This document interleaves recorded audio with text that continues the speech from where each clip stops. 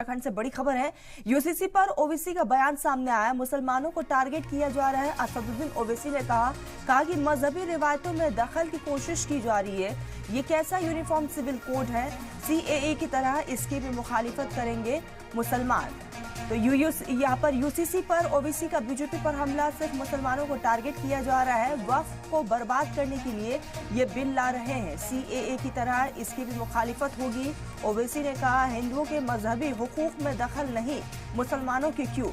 तो लगातार सीएए को लेकर यहाँ पर साफ तौर पर जो है भारी विरोध देखने को मिल रहा है और यूसीसी बिल का भी जिक्र इस बीच किया गया।